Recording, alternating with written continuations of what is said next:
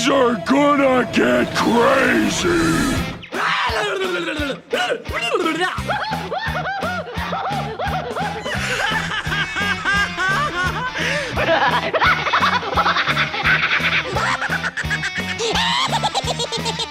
Most everyone's mad here. After weeks of delays, I am back! Yes, everyone, welcome back to AniMat's Crazy Cartoon Cast. We have returned and we are back on to bring up the craziness. And already through the subscriptions that I've seen, people are already getting excited, and it's great to see that. Hey, I hope that these past few weeks you've all been doing well. I hope things have been doing okay for you. And oh wow, already I've just started this and a hype train is already going on. That is awesome, folks. And hey, maybe throughout this whole thing we could keep this hype train going, or at least, well, that's what I'm seeing on the Twitch feed. For those of you who are listening to this in the future, either on YouTube or whatever podcast service you're listening to. Yes, I have finally returned after this entire journey of going through my tonsillectomy, which this will be a major part of this episode. I have promised on social media that I would tell you all about it, and that's what I'm here to go and tell you this entire journey of my tonsils, what I went through throughout my life with it, and how this month of August has been my wildest that I have experienced so far. But anyways, with that said and done, even though I've already said my little piece on that, and I'm sure you've all been waiting to go and have this begin, and don't worry, I also got a bunch of other stories to go and discuss. But now, after all these weeks, it is now time for me to go and ask Chatwall, are you ready for the return of AniMat's Crazy Cartoon Cast? Let me hear it. Are you prepared? Are you ready? Yes, yes, that's great to see. And apparently Twitch is telling me that I've already broken a personal record. That is awesome to go and witness. And now, with all that said and done, and after so long, I am so glad to finally say that it is now time that we shall get things started. And so, the first story that I would like to tell you is to now go and officially fulfill that promise, and it's to tell you what the fridge did I go through. Why is it that I had to have my surgery, and what even happened throughout this entire time? Why is it that I even delayed AniMat's Crazy Cartoon Cast and even delayed making videos for all this? Like, what the fridge even happened in the first place? So let me go and tell you that throughout my entire life, I had something called cryptic tonsils, or what some of you may know it more as tonsil stones.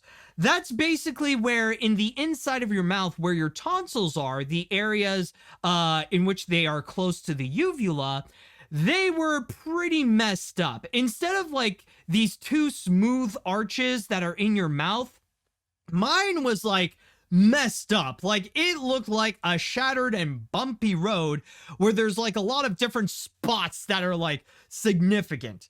Now, these aren't necessarily something that is like too serious, and as you could probably hear, it's not necessarily something that would go and affect your voice.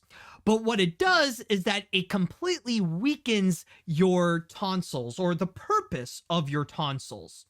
And normally with tonsils, what they do is that they help Ooh, excuse me. I just had lunch, so you know, it's just making sure my stomach can coordinate with my throat. But anyways, with tonsils, normally the purpose of it is to go and help boost your immune system. They're supposed to be an aid to make sure that you're healthy, especially in that throat area, because as you can imagine, the throat is a very important piece of your body. So they want to make sure that that area can be perfectly fine. But it can happen that if you do have cryptic tonsils or tonsil stones, then the problem is that they end up being more of a detriment than actually being a benefactor. And that's where you end up getting a lot of infections. And throughout my entire life, I've gotten numerous of different infections related to my tonsils. So of course, I did get tonsillitis, I did get strep throat, and I did get mononucleosis, on top of other diseases as well that are related to sinus infections, and I even got ear infections as well. Because maybe a fun little fact that if you don't know much about medicine, or if you don't know much about the human body, the thing is that the ears, the nose, and the throat are all linked. They're all personally connected. And the tonsils actually do play a major part into the health of your ears, your nose, and your throat. So if ever you would go and have some kind of infection, a large part would probably be because of your tonsils. And that is why when there are doctors who would go and specialize in those areas, they usually combine all those into one.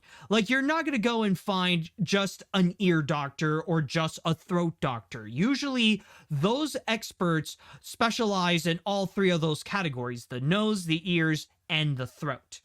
So from there, throughout my life, I've experienced all these different infections in various waves. Like, there's a bunch that are pretty mild, and some of them can also get pretty serious.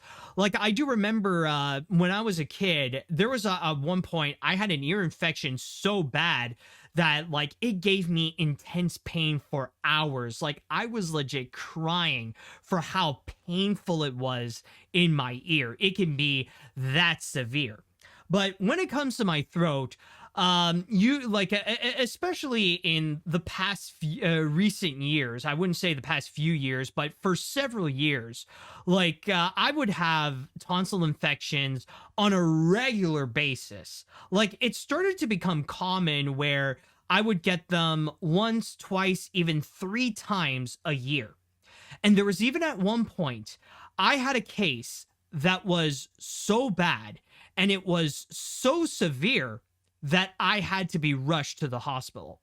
Because I remember it was around the end of August and the beginning of September of 2020. I ended up getting another throat infection. So it's kind of like the usual strep throat or tonsillitis that I've had before.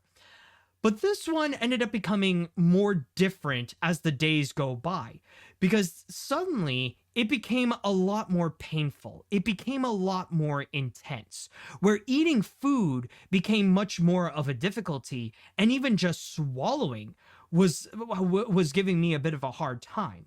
Like, even swallowing my own saliva was starting to become a bit of a challenge. And it was becoming increasingly painful as the days would go by, even to the point where the pain kept me up during the night. It wasn't until the Saturday, I believe, where I had, it was like close to a whole week that I had this bad infection. And by the way, like, I was given antibiotics. Like, I was given medicine to try to help reduce the swelling and to help calm this down, but it didn't do a single thing about it. And I received a good dose. Like, it was a powerful antibiotic, but it didn't work out. But then I remember there was one Saturday where the case was becoming so severe. And when I was trying to sleep at night, I was noticing that the swelling was getting so bad, it was starting to close my throat. Like, it was at the point where now, like, it was able to close the airwaves. And if I would sleep on one side, I would not be able to breathe whatsoever. So I had to go and tell my mom that this swelling has gone too far and I need to go to the hospital. Like, it was starting to be at the point where now it's like, it's not only becoming painful, it was becoming frightening. Like, now it's taking away some things that I need to live, like breathing. So now, like, it took a bit of convincing, but like, I was being legitimately serious that I wanted to go to the hospital. So she said, okay. And she actually did bring me to there. And I'm just going to go and tell you right now that it was considering it was a few years ago, still it was so terrifying. And I think it was honestly the first time ever in my life that I legitimately felt my mortality. And back then, like, I didn't really know what it was. Like, yeah, maybe it was another tonsillitis, or like the fact that it was so severe. I thought it was maybe something that could be worse. I thought maybe it was like a tumor, or maybe it was some kind of cancer. But either way, I felt like with that thing in my throat, it was the first time that I felt like maybe, just maybe, there was a chance I was going to die from this thing. That if nothing can be done with it, then that's it. I would be over. And I remember a few years later, like, it was actually not that long ago, maybe a year ago or several months ago, when I was working on Animation Look Back the Muppets. And I was at the point where I was researching on Jim Henson's death and how he passed away. And if you are aware about Jim Henson's history, then you're probably aware that how he died, it was, I forgot what it was fully called. Maybe the chat wall can go and correct me on this, but it was something like streptococcal pneumonia. It was like a throat infection, not like what I had, but it was like a throat infection so bad where a few days after catching it, he passed away. And it was at that moment when I realized that even though I didn't necessarily have the same disease as Jim Henson, I was actually pretty close to going out the same way Jim Henson did because of a severe throat infection. So it was almost like that. So anyways, going back to that time, so I did go to the hospital, and I remember that I would have to go into the ER, and it was my turn to go and check up on explaining to the receptionist what my problem was. Because maybe this is the usual thing with all ERs, but at least in the province of Quebec, it's not necessarily an emergency room where you go in, tell your problem, and then let's go. It's more like emergency, but no rush room, where you would have to tell them your problem, then you have to wait in the little room until they tell your name. So you and sometimes you could be waiting there for hours. You could wait there for a long time. So when it was my turn to go and actually tell them of what my issue is, usually the receptionist is used to like seeing problems and be like, okay, what's your problem? All right, here's your number, wait here. All right, what's your problem? All right, here's your number, wait here. All right, what's your problem? Okay, and I would tell them like, well, it's like I can barely breathe. I have a tonsil infection. All right, let's come and see in your throat. Okay, yeah, no, you need to see someone now. So I pretty much cut in line where I was immediately I immediately went to go and get treated immediately. Now it was a real emergency where it's noticeable that I had some serious problems in my throat and that something had to be done ASAP, where they immediately strapped me and like hooked my veins onto some strong antibiotics. And for most of the day, I spent just sitting in the hospital, checking up on like what's been going on in my throat. And yeah, like from there, I would go and have some, I would have like more antibiotics that I got to go and swallow. And eventually, like about a week or a little bit more, like the whole problem was gone, thankfully. And one thing that I would also like to emphasize, as I stated, one thing that is important to note is that this was back in 2020. Like, sure, this was during the time where it was in between the first and second wave. So it was at a moment where like it was during the calmer times of COVID. But still, though, the fact that I was rushed to the ER, that I was high priority in being taken care of during the beginning of COVID, that really did say a lot about how my infection was bad. So from there, I would go and regularly have, I would regularly have these infections, again, either once or twice or 3 times a year. And hold on a second. Ow, fudge. As you can see, I'm not fully cured. That still did a bit hurt. But anyways, as I was saying, so of course, from there, I would still be getting regular infections. And whenever I would get those infections, I would go and see my doctor, and they would quickly check me up, and then they would hook me with some antibiotics in order to go and cure the swelling, in order to treat that. So, it kept on going, and the same thing was happening again and again, to the point where I regularly have this problem so much where the doctor no longer needed to go and look into my throat. Like, they could just look at me right in front of my face and say, okay, yeah, I see you have a problem. Here, take this medicine. Okay. And, it was starting to get a bit repetitive. So, it wasn't until my last birthday that I had, October of 2022, after my 30th birthday. Like, during that time, everything was going nice, everything was fun, I had my birthday, it was all good, but then immediately afterwards, guess what? Another throat infection, another tonsil problem.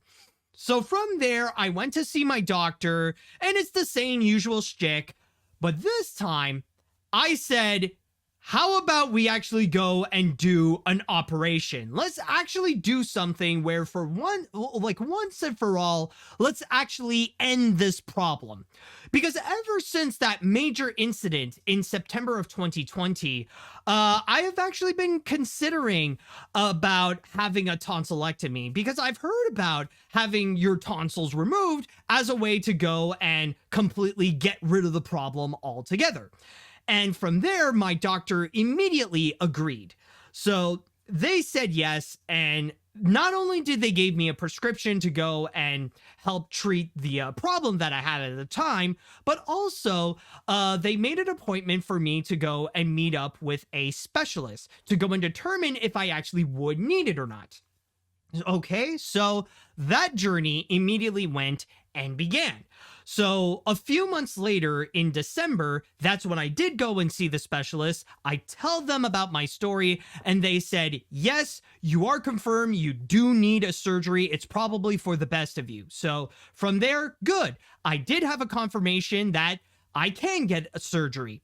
Then a few months later in March, it was just before I had my trip to Walt Disney World. That's when I went to see another specialist to go and confirm that the operation will happen, in which I signed all the papers and pretty much confirmed that eventually there will be a time in the future that I can go and have surgery to have my tonsils removed.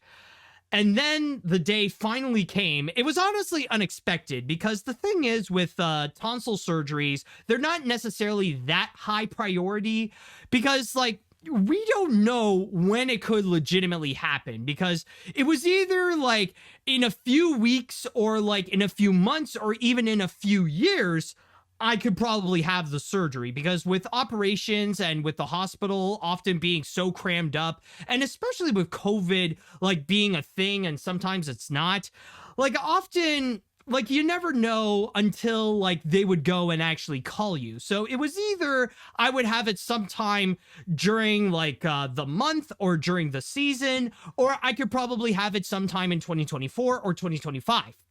It wasn't until the beginning of July when suddenly I had the call from the hospital confirming that it was time for me to have an operation. Not immediately, but to go and have a schedule where a month from that time, I would go and get the surgery. And from there, that's when I know that the whole thing with all my tonsil problems, it was going to end.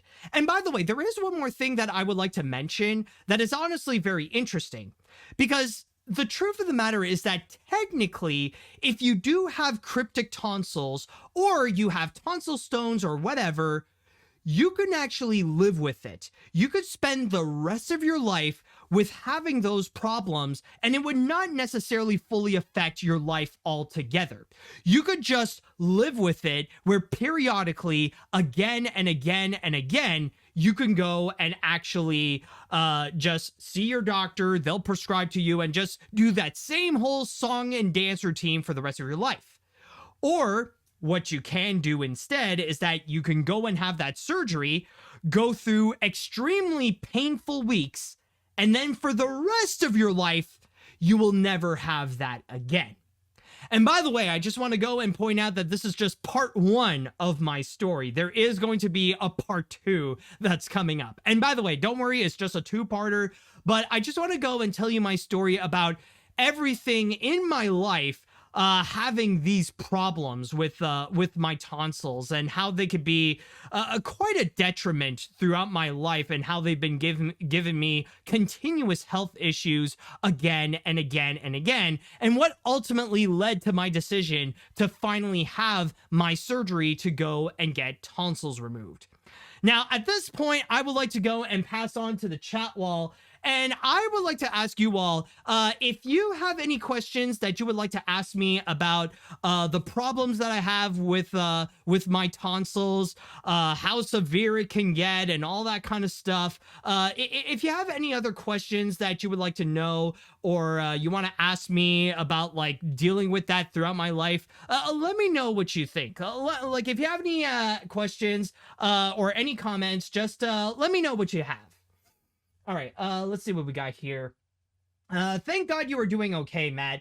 That had to be a nightmare to deal with. I wonder how the Canadian medical system is, and guess this is the best perspective to listen to. Here in the US, it's too expensive if you don't have insurance, but I'm glad you are doing okay, Matt. That one I will say that I'm going to save that for the next story, for part 2, but I'm just going to go and say right now, yeah, this is the living proof where Canadians' healthcare system is way better than Americans, because in terms of all the surgery and stuff like that, didn't cost me a cent. Let's see. I'm really sorry for all this that happened to you. I've had a massive head bleeding last week while closing a window too fast. Wham! Right on the left of my forehead, 3-inch long scar, 20 minutes of bleeding, just finished healing today. No hospital visits. Yeesh, that is nasty. Let's see. I had a spinal tumor when I was around 7 or 8 years, but luckily it was operational. So I went through surgery and had it removed. Plus my mom is a doctor, so she knows about medical stuff, and I could tell if something is off. Also, AniMat, no offense, you look like Seth Rogen with the beard. Hey, I mean, so hey, maybe throughout the whole thing, throughout the whole episode, I'll have to do the Seth Rogen laugh. Whenever I would make a joke, I would have to go and end it off with like, oh boy. Let's see, what other comments do we have here? What a great story to hear from you, Matt. It's been 2 weeks. I am proud of you that you have been brave for all the nightmare you have dealt with. All right, thank you so much. I remember when I had an ingrown toenail on both my feet, and I remember how painful it was to walk. I had to not walk on my big toe and use the rest of my toes to do so. Thankfully, I had surgery done, and they have been better than they were before. That's great to hear. Let's see. Man, what a story. I'm no stranger to tonsil problems. Hell, during the story, I did have to check if I had cryptic tonsils, and I'd be lying if I say I didn't have those same feelings. I've actually been considering a tonsillectomy for a while after my best friend recommended, so I might give it a go eventually once I'm mentally prepared. Yeah, like again, that'll be another thing I'll talk about on the next part, on the part 2 of it all. But yeah, if you have been considering it, there could be a chance that means you would need it. Let's see. Oh man, I am really sorry to hear what you have experienced with your tonsils. My personal worst medical experience was getting appendicitis at the age of 10, and my experience was just pure pale. Also, your beard looks great on you, Matt. Oh, thank you. It's funny because this is just a quick side note. Throughout this whole thing, I've been growing my beard. I didn't shave, and ever since then, I've been getting a lot of comments about my beard, especially coming from my friends and family, considering that they have never seen me with a beard. And to be very honest, this is the longest I've ever gone growing a beard without shaving it off or anything like that. So even this whole thing is a brand new experience for me. Let's see, what else do we have? I'm glad you are doing okay. I can feel that it is very extremely painful to get through surgeries, infections, and sore throats. Trust me, I've gone through some, and let me tell you, it's not a super fun experience. Oh, exactly. I think I'll read one more comment before we go and jump onto our first break and the second part.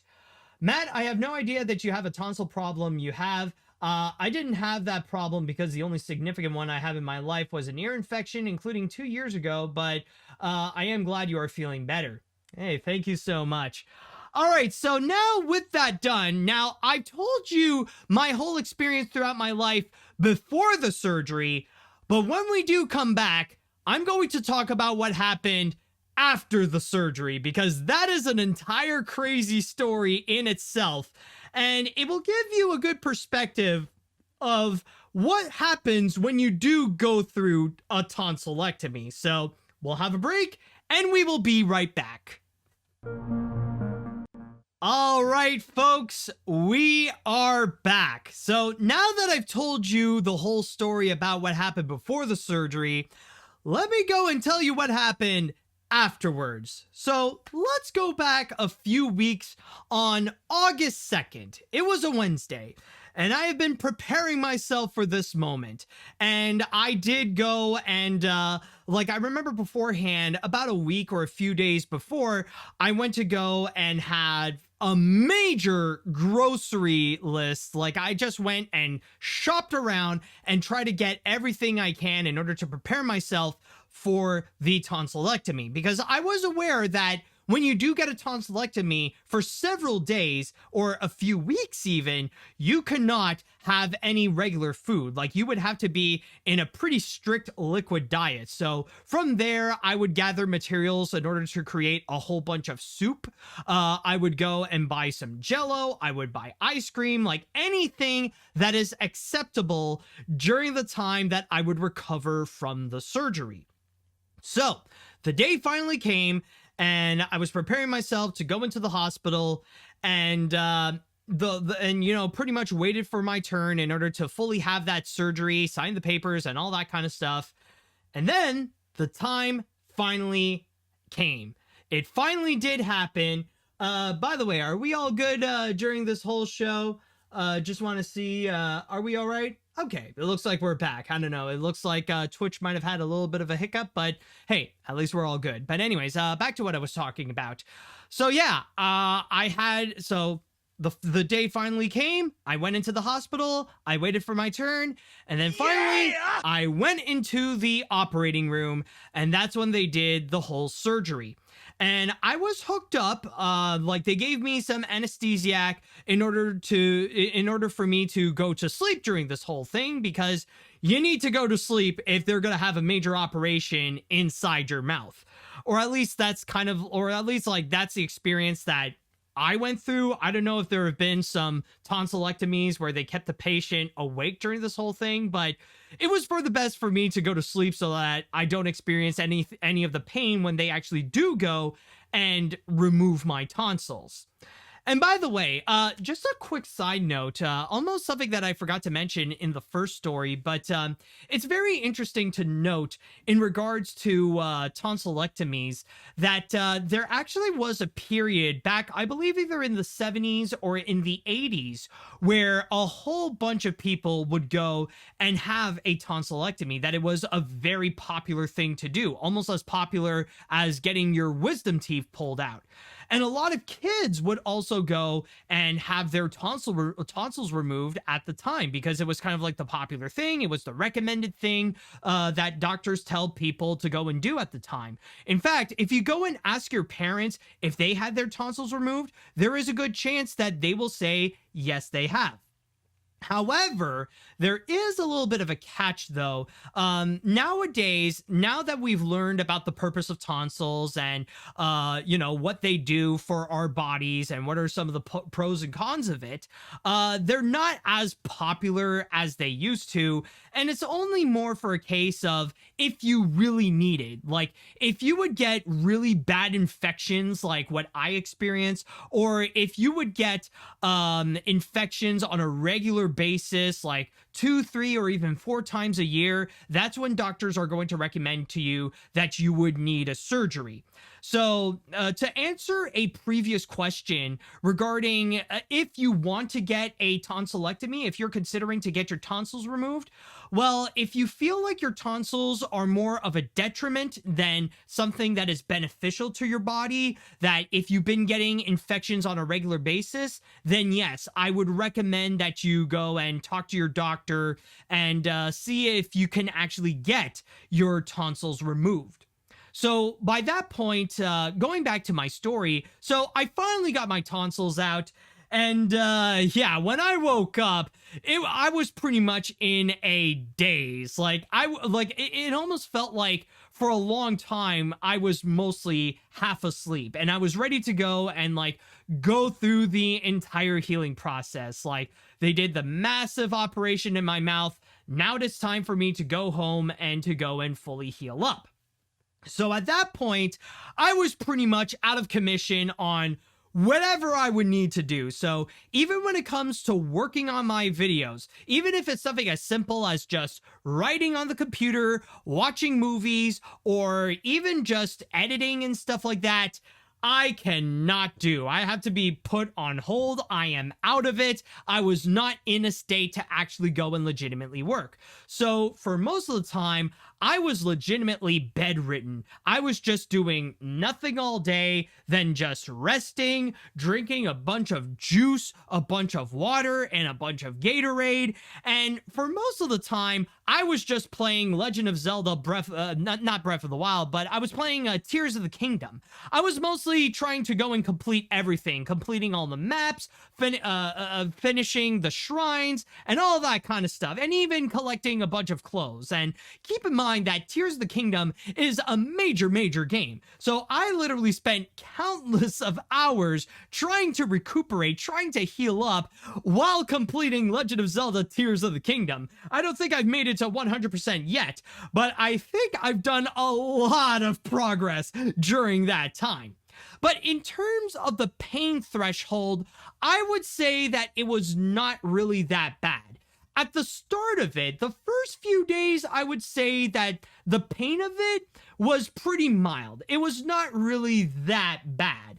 I was barely able to go and breathe properly because, well, as you could probably imagine, my throat was massively swelled up from the whole operation, and especially with the insides of my mouth, there was so much of it that was done, and there were so many stitches in there. It was mostly just taking the time to go and relax my throat, drink water, eat, sleep, and just play games and watch whatever is on streaming services. Watch YouTube videos or watch stuff on Disney Plus or Netflix, mostly relaxing. And oh, by the way, I almost forgot to mention, the following part that I'm about to get into, this is where we get a little bit graphic. So I'm not going to show anything, but even if I'm just talking about it, some gross and maybe violent style, gory things that may happen. Well, maybe not gore, but violent level things that could happen. If you're not that comfortable, then I recommend just skipping this part altogether, because this is where it can get a little bit nasty. And yeah, as some people are mentioning here, viewer and listener discretion is advised.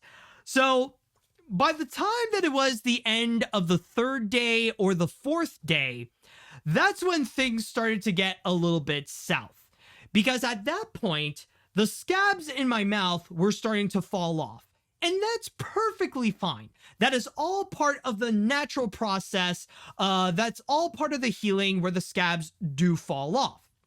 But when the scabs do fall, that's when you're going to start tasting a little bit of blood. And even in your saliva, you will notice that there will be some blood that can come out.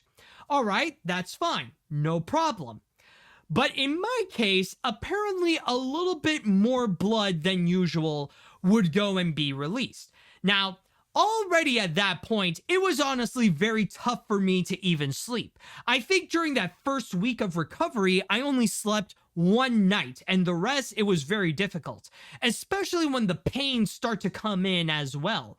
And it's kind of funny to mention because when it comes to the pains, that's actually all in my head. That's all my that's all because my brain was just absolutely confused, because they know that there is something painful that's going on in my mouth, but my brain is having a bit of a panic attack because it didn't know where is it. Like, technically, okay, the pain is supposed to be in the tonsils, but I don't have tonsils anymore. So my brain is like, well, what the fridge do I do with these pain, with this pain sensation? I got to distribute it somewhere, but I don't know where. Okay, let's just put some of it in the jaw. Let's put some of it in the ear. Let's see what happens. Like I mentioned before, all these are connected. So that's when the pains start to really come in. And it was, again, very difficult to sleep, where my jaw was hurting and my ears were hurting as well.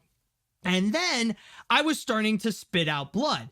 And during the night, for some reason, that's when the bleeding started to get intense, where 20 to 30 minutes, I would just be in the bathroom, just continuously spitting out blood again and again, and like a pretty significant amount as well. But eventually, it would just be a one-time fling, and then I would just go back to bed, just trying to sleep. And then for a few nights, that's when it would repeat again and again and again. But then I remember it was on the Tuesday, actually, on Tuesday night. That's when things start to get a little bit unnatural, where I would spit out blood, but then, like, okay, I went through one time, but then a few hours later, it happened again, where I keep spitting out blood, and it felt like it was more than usual, down to the point where even blood was coming out of my nose, like a very unnatural amount, and I was starting to actually get pretty scared. Like, it was all, and it wasn't just like blood in my saliva. It was like, now like chunks of blood was coming out. Even thick pieces of blood was starting to come out. And I was freaking out. So that's when we had to go into the emergency room. And that's when I had to go and talk to my doctor. It was actually coincidentally the same doctor that was also part of the team that was operating in my mouth. So my doctor checked in, and she told me, oh yeah, no, it's perfectly fine. All part of the process. It's all good. And did do a few things to go and patch up in my mouth, like the areas that may be bleeding. And then she said, like, yeah, it's all part of the process. It's all because like the scabs are falling off. So if it's bleeding again, then that's when we'll go and return to the ER, and maybe something a little bit more would have to be done, like maybe another surgery. So, okay. Like, that happened. We went back home, and I'm still going through my day, still trying to heal up. And then the next night happened, in which once again, more blood would be spilling out. Like one time, 20 to 30 minutes of just spitting out blood again and again and again. And then suddenly, just 2 hours later, it happened again, where I keep spitting out blood. And then I noticed that it was starting to become at the point where it wouldn't necessarily stop. Like, it's no longer just 20 to 30 minutes and then that's it. Now it's becoming a bit more, and it's happening more frequently again and again and again, where I would just keep spitting out blood. Like, now it's becoming very unnatural, and it just would not end. It's like any little action that I would do in my mouth, even if I would talk, even if I do a little bit of a cough, if I don't do anything that is just nothing, then that's when the whole bleeding process would happen again. So it was 3 a.m. on a Wednesday, the week after my first surgery, that I went back to the ER, and I consulted with doctors about what's been happening. And the doctor who saw me told me, okay, we're just gonna wait a bit and see what happens.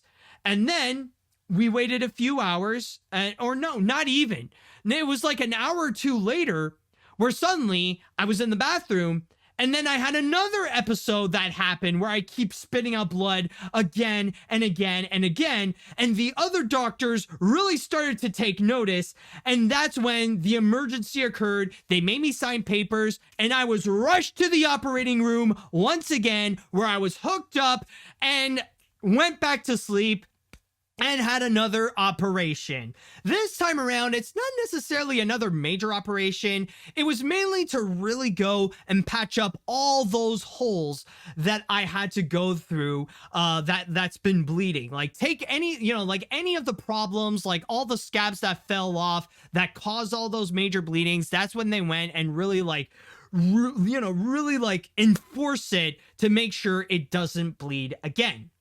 Now, from there, because of the second operation, because of that second surgery that I had to go through, it came with some good news and some bad news.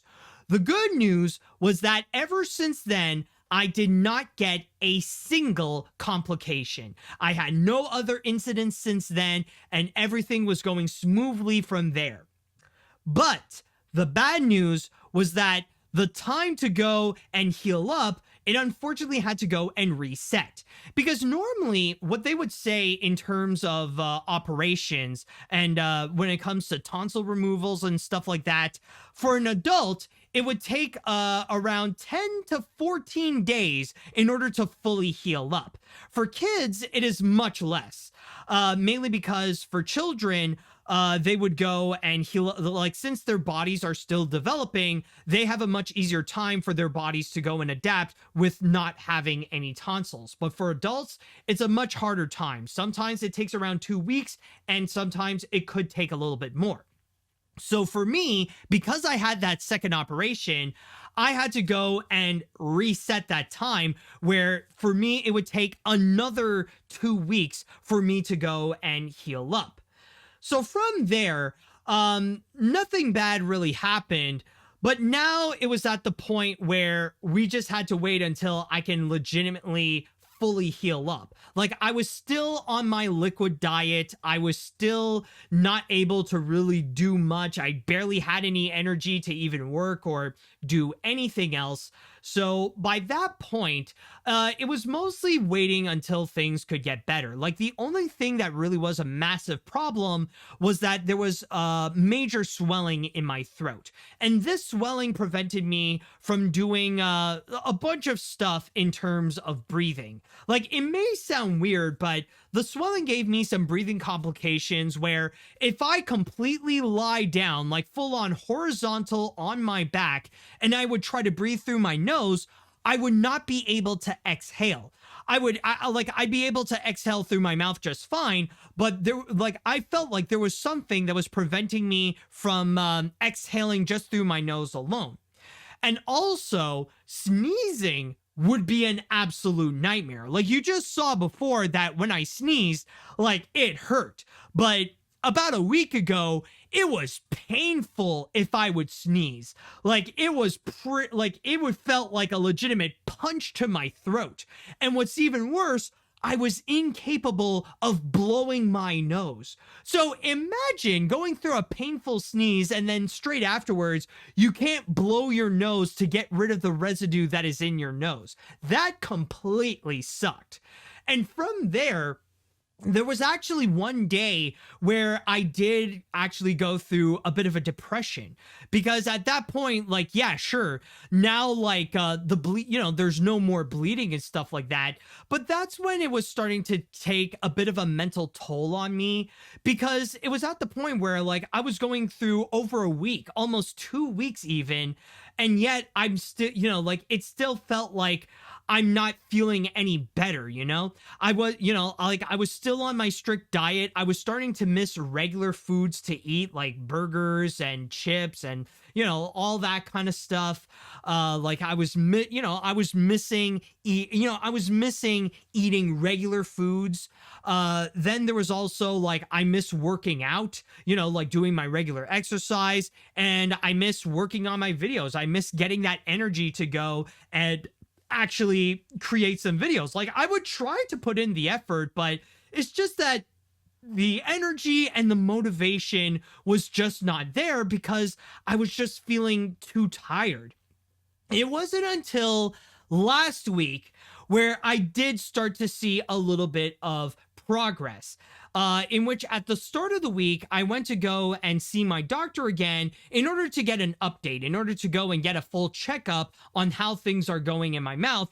And that's when they told me that at that point, I could start reintroducing myself to more foods, where the diet that I would have starts to open up, where now the only things I cannot eat are just things that are crunchy or crispy or hard. So I wouldn't be able to have that.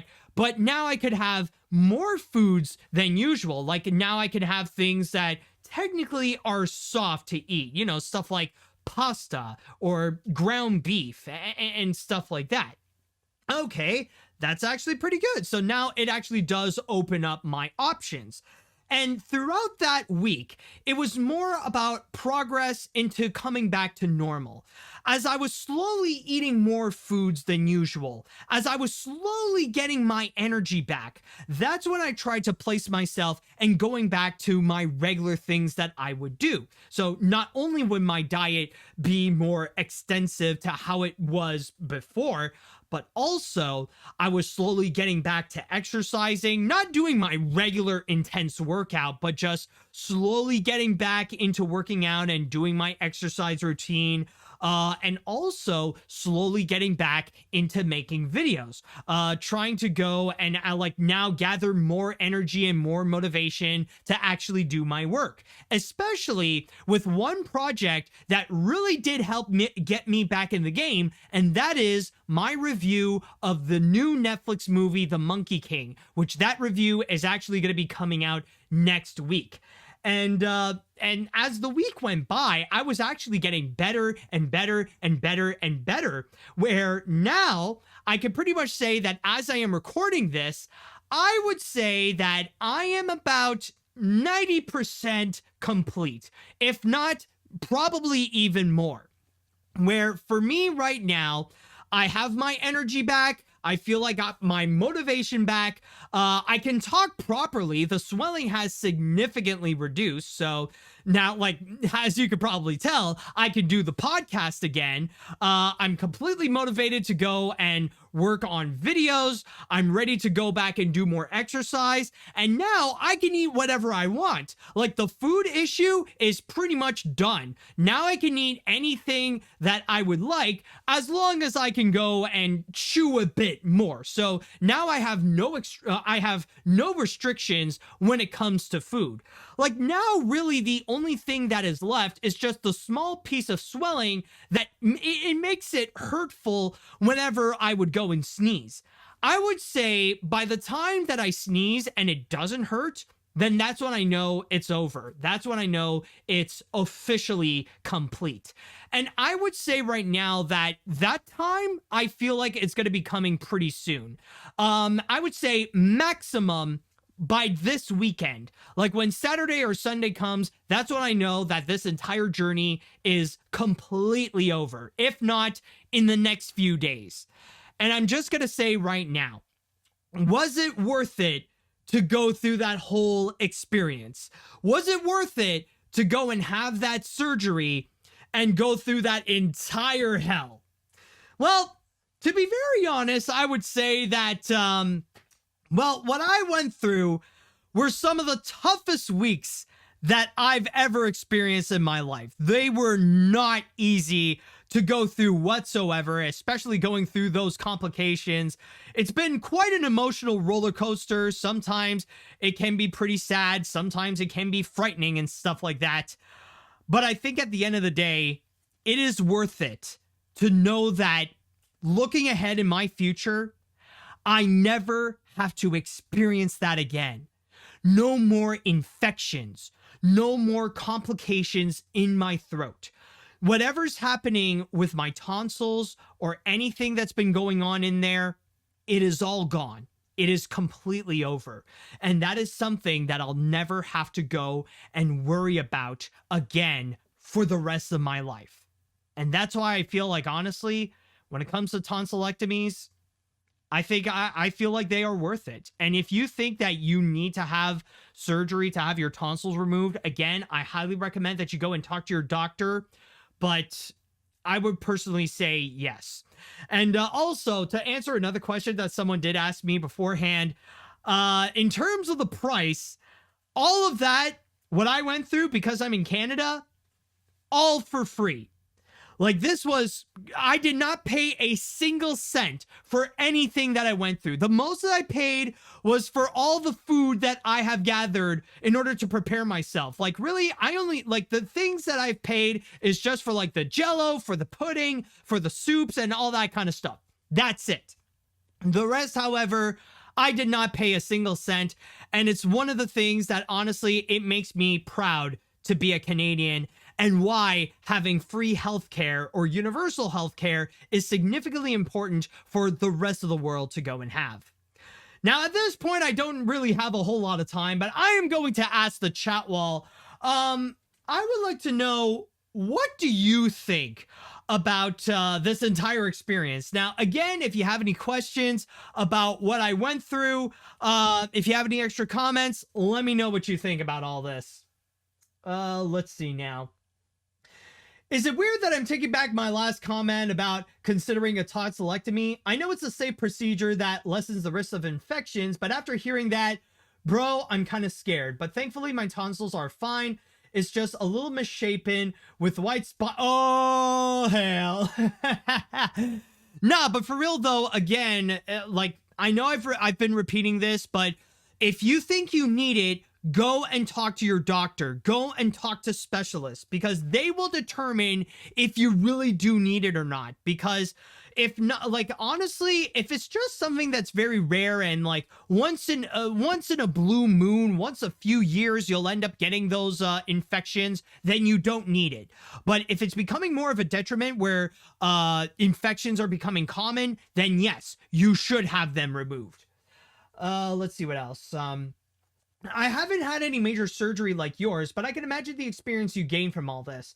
I'm glad you're doing well from all, even though you missed a lot of crazy news. Speaking of which, I'm just wondering, what are your thoughts on the Scooby-Doo FNAF fan film situation? Yeah, I have heard a little bit about it, and I did hear about how the use of AI was like a serious problem, where even Grey DeLisle called them out, and honestly, rightfully so. And I think it really is an example of like the problems with AI. I haven't fully looked into it that much, but yeah, that I know it is a massive problem. Anyways, this is a bit of a long story, but I'll say, honest to God, when I was 8, my mortality was tested when my appendix had been removed, and man, the issues were hard to deal with, and I couldn't even walk. Even my doctors even told me that if I didn't come sooner, I would have had only a few hours to live. No joke. My own mother would give me a heart attack to say I was revived for briefly losing me during the procedure. Like, basically, I faced a cheated death. I had to stay in the hospital for 2 months. Oh boy, that's major, dude. Let's see what else. As someone who had his tonsils and adenoids removed twice, I could tell you that no words could describe the pain of the procedure. I'm sorry you had to go through such a horrifically painful experience. I definitely noticed your voice sounds different. You sound a lot cleaner. I'm glad you're back, dude. Are you still doing the secret word, and is it still turtles? Nah, it was just that one fun time thing to do. Nah, it was just a one, like, it's only a one thing. Anyways, let's see. Luckily, Canada, affordable healthcare. Good job on making a recovery, and good job for following doctor's orders. Not much else to say other than, what kind of soups did you have? Well, I just made myself, like this is my own recipe of cream of vegetable soup. Like, I would do it from time to time, but I felt like because of the surgery, it was a very important thing to go and actually get. Let's see what other comments. I'll just read one more because we don't necessarily have a lot of time left.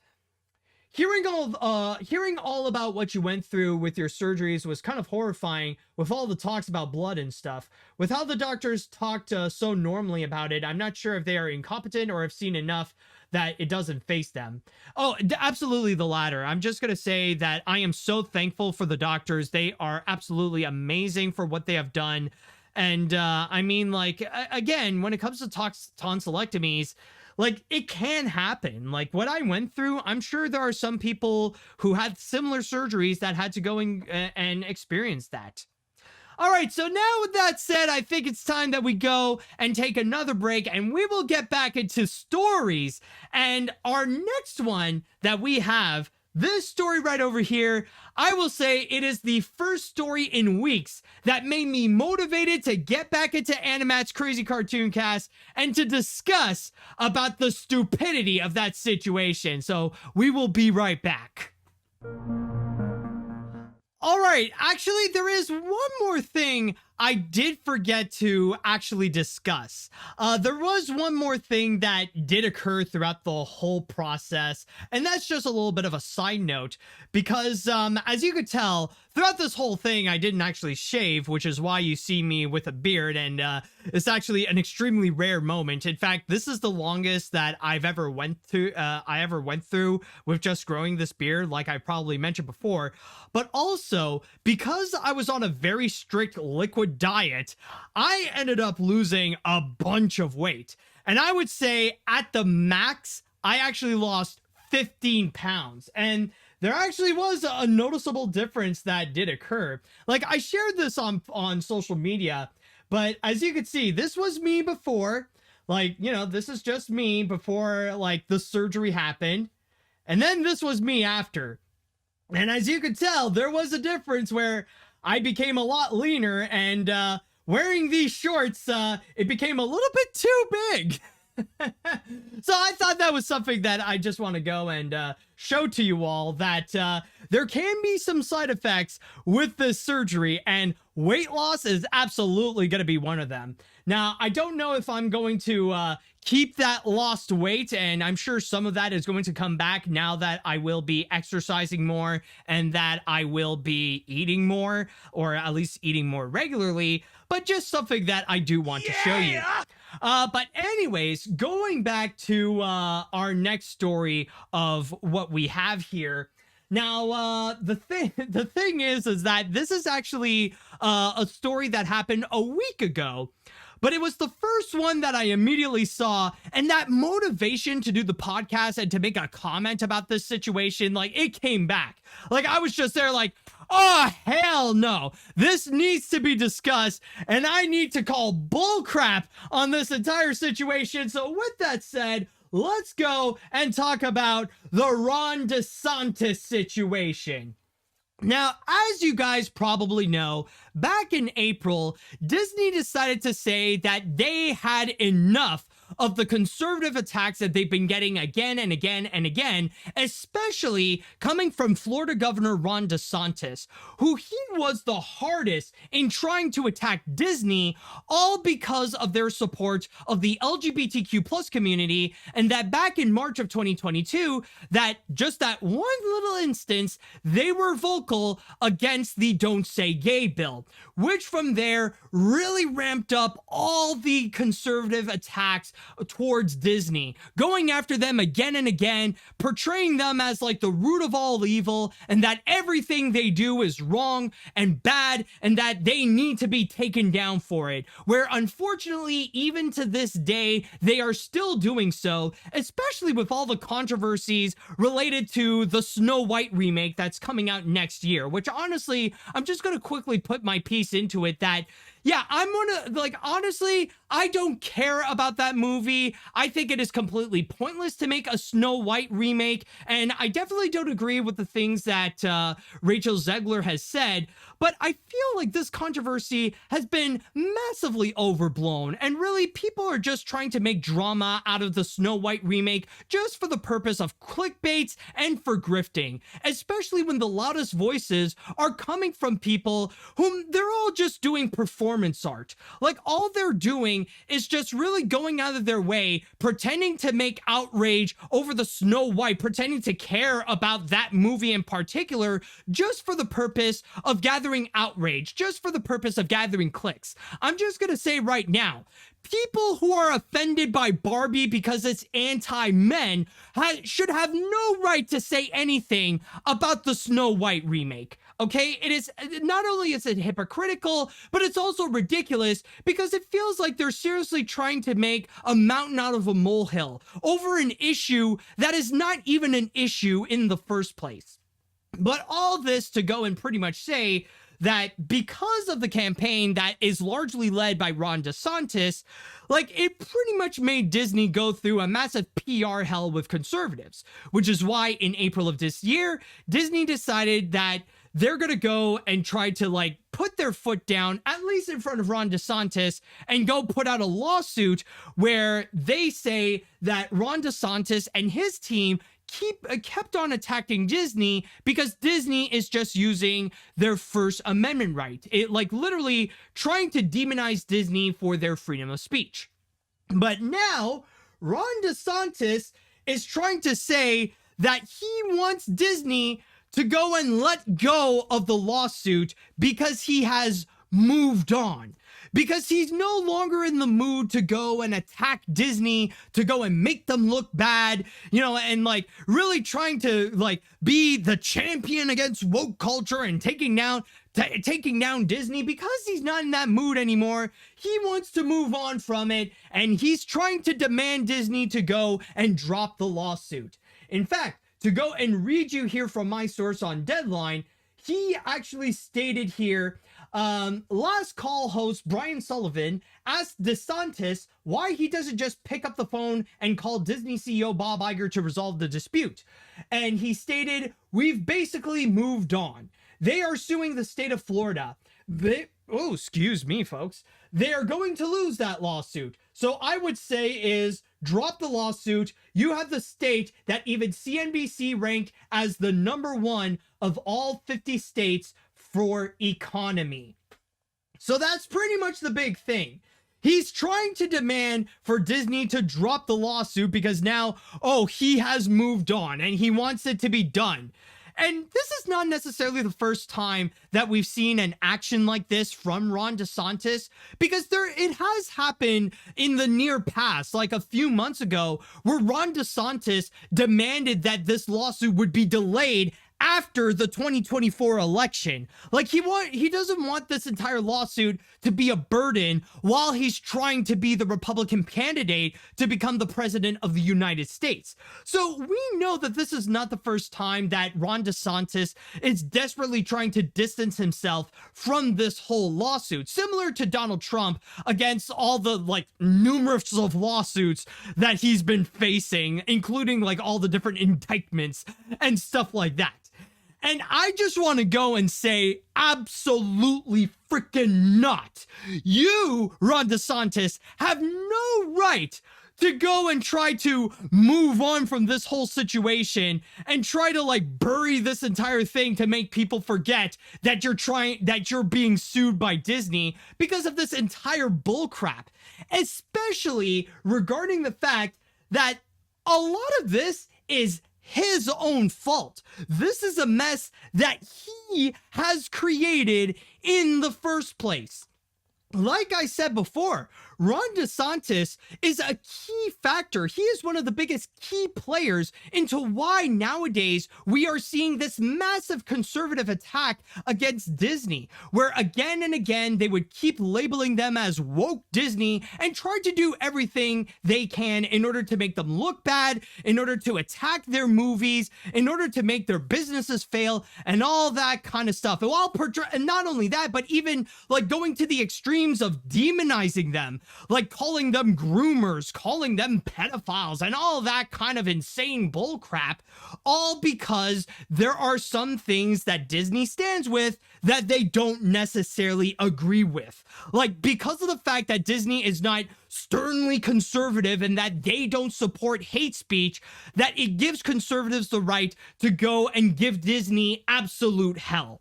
You know, like all that kind of massive bullcrap. And especially with Ron DeSantis pulling all the different moves he can in order to go and destroy Disney World's economy. Like really to go and like attack Disney at their, to go and attack Disney World with all the different ways that he can. Like, you probably have heard about the Reedy Creek district and how, like, it was that special little land that it was actually controlled by Disney, but then Ron DeSantis wants to go and step in and take those rights away from Disney so that he can enforce his politics onto that area and make the residents in there pay even more taxes and all that kind of stuff, which led into this massive mess that Disney managed to outsmart Ron DeSantis over. And then after Ron DeSantis took the L on that whole Reedy Creek situation, that's when he tried to go and find different ways in order to make Disney look bad, even proposing the idea of, hey, let's go and build a prison right next to Walt Disney World. Like, tried to do everything he can in order to, like, take down Walt Disney World, to make it look, to like ruin the economy of Walt Disney World. But it's so stupid considering that Disney World is putting in more effort into helping Florida's economy, much more so than Ron DeSantis. Even that stupid comment that he has made with the fact that, oh, Florida is #1 in all 50 states of the economy, according to CNBC. Yeah, it ain't because of you, Ron. You barely did a single freaking thing. The reason why Florida has a strong economy is because of Disney. Disney has a significant portion of Florida's economy with Walt Disney World, and a key factor into why the tourism industry in Florida is so strong in the first place. Yes, there are tons of other factors as well, rather it be because of Miami, Universal, SeaWorld, or whatever, but a massive reason as to why Florida is so strong in terms of its economy is because of Disney and because of Disney World, not because of freaking Ron DeSantis and his desperate fight against woke culture and his desperate need to go and censor the LGBTQ plus community. It is not because of that whatsoever. In fact, you might as well give Disney the power to go and control Florida altogether, because they would definitely do a much stronger job than Ron DeSantis. And I'm just going to go and state right now, the real reason why Ron DeSantis is trying to call off the whole lawsuit and stuff like that is because he knows he's going to lose. Yeah, he can put up this little facade of like, oh yeah, sure. Yeah, it's going to go great. We're going to win this. Yeah, Disney should just call it off right now. No. He's trying to go and call off this lawsuit because he is scared. He knows he is going to lose. He knows that the case against him is way too strong. There's nothing that he can go and fight back in order to actually win this entire case, which, by the way, does remind me, like the thing is, the reason why I know Ron DeSantis is lying about this, because if he could actually win this entire lawsuit, he wouldn't need to go and call it quits on the lawsuit. He wouldn't go and ask Disney to drop the lawsuit or anything like that, because it would be extremely beneficial for Ron DeSantis if he would win the lawsuit against Disney. Imagine, like, he would go and win that entire court case, and it would increase his popularity tenfold because he was able to go and beat woke Disney. In fact, it would probably make him even more popular than Donald Trump. But no, that's not what's actually happening. Anyone can look at the entire situation and they can say that Ron DeSantis is going to lose, the same way that he is going to lose in the Republican candidate. He knows he is, like, not only is he extremely unpopular amongst Democrats, but even amongst Republicans as well. They hate his guts. And especially with the fact that he would keep going after Donald Trump again. Debatably, he would go and attack Trump and his fans the same way that he would attack the LGBTQ plus community, which makes him extremely unpopular, and it made his chances of becoming the Republican candidate go down, and even he knows it. And even with this entire battle against Disney, like, that's also another factor that is extremely unpopular amongst Republicans. You've actually gotten Republican candidates like Mike Pence and Chris Christie calling Ron DeSantis out, saying that what he's doing is stupid, it's wrong, it's a waste of time, and all this is doing is just making him look bad. And throughout this entire thing, he knows very well that the writing is on his wall and that he's no longer going to be a politician anytime soon, because all of what he's trying to do, like this entire culture war that he has fabricated for himself, whether it be against Disney or the LGBTQ plus community, it's going to make him kill his entire career. He knows that eventually he will no longer be a politician because he's going to be massively unpopular with both Republicans and Democrats. Like, there's no sign of him for actually winning. And the reason why he is pleading to Disney to go and drop the lawsuit, because he knows for a fact that that will be the final nail in the coffin of his career as a politician. Like, rather it be him settling with Disney or rather it be him losing the lawsuit altogether, when that thing is going to be over, he's pretty much done. He will no longer, like, I would even say he'll probably even step down as the governor of Florida, because this entire thing is just going to take a massive mental toll on him. He's just going to be unpopular with literally everyone, and thus it's just gonna be done. You know, it's funny because the thing is with what Ron DeSantis is doing, it's actually pretty similar to what Elon Musk has done a week or a few ago. Like, you remember that entire that match with Mark Zuckerberg versus Elon Musk, that there would be this massive like MMA style fight that would go on between these two billionaires? And Elon Musk, again and again, when it was time to actually go and do it, he would try to back out. He would try to scare, he would be too scared to actually confront Mark Zuckerberg, and he would be hiding in his corner or just making up excuses to why he wouldn't do it. But then Mark Zuckerberg would legit call him out, saying that Elon is not actually serious in doing so.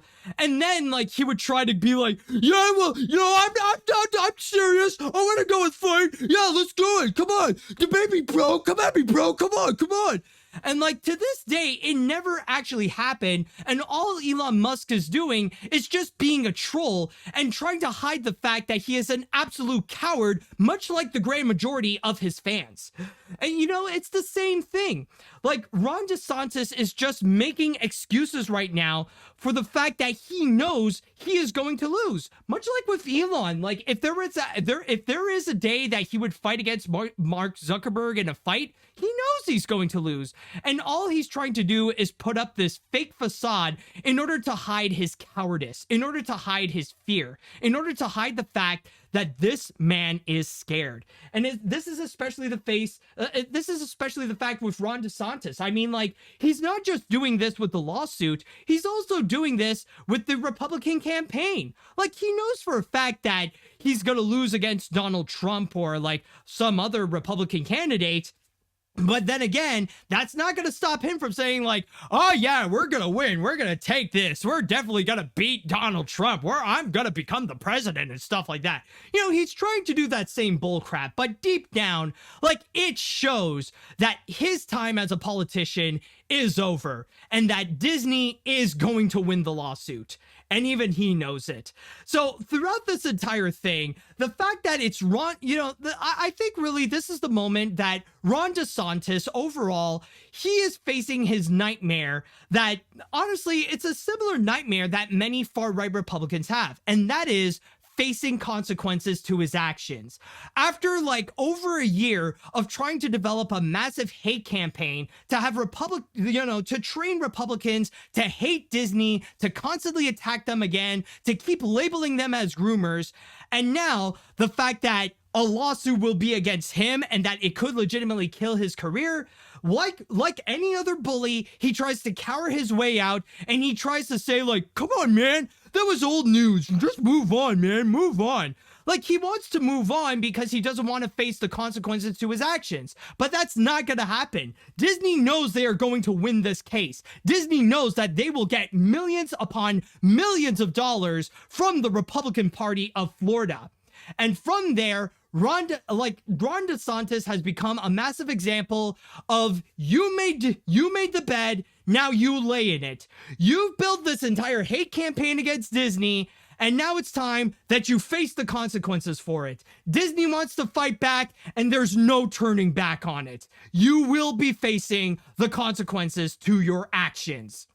All right, so with that said, now I would like to go into the chat wall, and I want to go and ask you all, how do you feel about this whole controversy with Ron DeSantis? You know, how do you feel about Ron DeSantis trying to cower his way out of the Disney lawsuit? Let me know what you think about all this. Let's see. Oh, homie is scared. How can he say he's declaring war on the woke mind virus when he's currently at war with a cartoon mouse? And not to mention losing that war. It's straight up insane how desperate this dude is getting. He's not a leader. He's a coward wearing a facade of a revolutionary. How much you want to bet he's going to call off the lawsuit himself by telling his mom on Iger? Oh, that could be, you never know. That could be the case. I have more powerful people that are above me. You'll see, woke Disney is going to be taken down. We're going to take down the Snow White remake. Anyways, what else do we have here? Conservative attacks against Disney isn't a surprise anymore.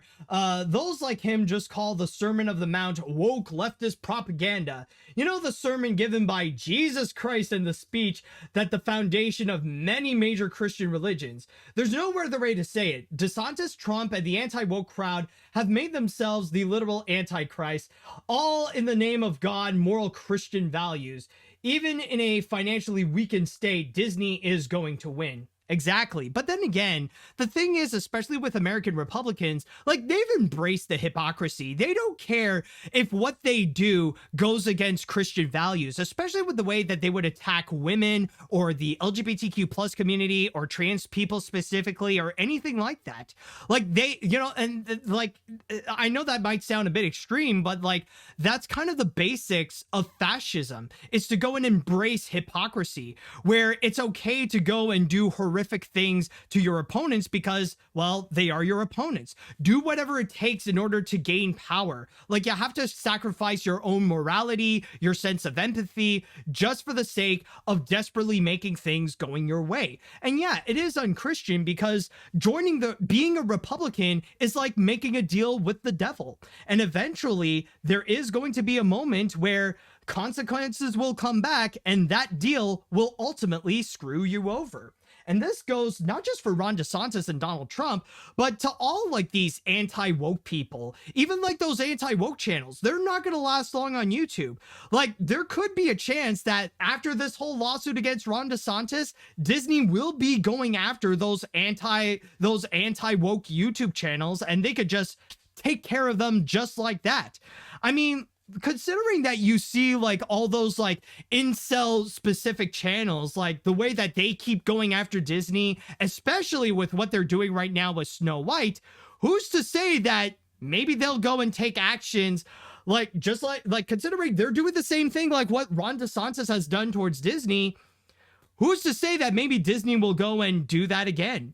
I mean, like, yeah, they'll try to put out their comment of freedom of speech, but I mean, that will really put their whole theory of freedom of speech to the test. I'm just saying. Let's see now. I hope Disney continues to sue the crap out of DeSantis for the amount of hate he spewed against the company. Yeah, I know I shouldn't support them now with the strikes going on, but I feel like this is a case where bigots like Ron DeSantis need to know that stuff like this have consequences. P.S. We should all call DeSantis the phony king of Florida.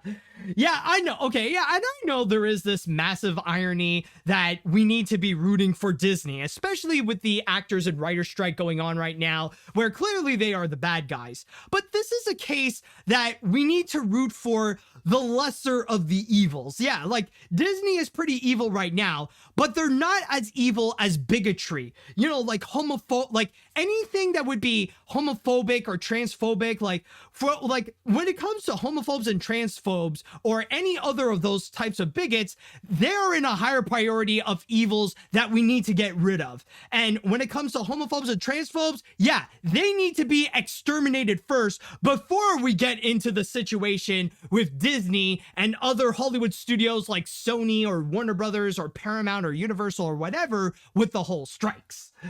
Oh, let's see what else we got here. No, DeSantis started his stupid war with Disney because he wanted to be Diet Trump. Now he has to face the consequences. Being a Disney fan has become a living hell because of him. Thanks to him, everyone thinks we're all groomers. I'm just glad he has no chance of winning the lawsuit. I want Disney's lawyer to go Vlad the Impaler on him and striking his mangled corpse at the Tallahassee governor's office with a plaque that says, "This man F with the mouse." All right, what else we got here now? Ron trying to back away from Disney shows that he is not only a coward, but knows that he is going to lose not just with Disney, but even freaking Trump in the Republican Party, despite having 4 indictments, which all know that Trump is never going to win the presidential run. For Ron DeSantis, he's going to be gone by the time his run as governor is over, as what he did was complete damage in the fight against Disney. He will lose no matter what. Oh yeah, in fact, some people could even say that Ron DeSantis played a significant factor in not just making his image look bad, but making all Republicans look bad. Like this is like Ron DeSantis is a prominent example of the damage of what this big culture war has been going through, like the problems with culture war and how it is doing more harm than good, and that the loudest voices in there, especially among the right, are nothing more but just bigots, and another proof of why America needs laws against hate speech, that they need to criminalize hate speech similar to what they have done in Europe so that they could do far less damage towards marginalized groups. And and I know people will be bringing up like the whole discussion about what about freedom of speech? Well, that's why we need to make a separation between hate speech and freedom of speech, because hate speech is not freedom of speech. Hate speech breeds criminals, and it's about time that we need to put people who supports hate speech and put them in their place, which is in prison. All right, I'll go and read one more comment here. Let's see what we got. Let's see. I know there's been a whole bunch. I think I'll go here. All that DeSantis has ever done is just whine, whine, whine. He just uses the word woke like somehow it's valid criticism, tries to avoid consequences, and now even his fellow Republicans has turned against him. It really shows that just because you're a politician of any position of power doesn't mean that you have big brains. Oh yeah, well, I mean, that's a lesson that everybody knows. Like, it's never, when it comes to politics, it's never the smartest people who are in charge.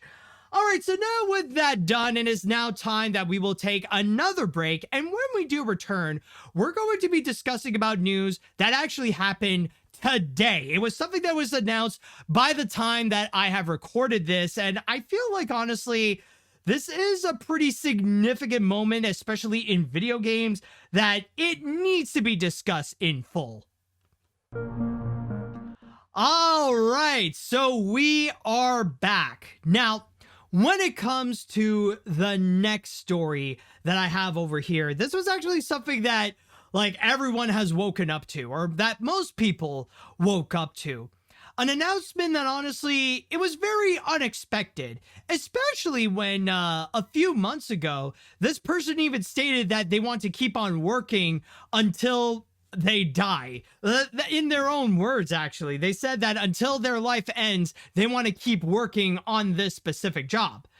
But it looks like they may have changed their minds, and it looks like we will have to go and enter upon a new chapter in this entire story, especially when it comes to Mario.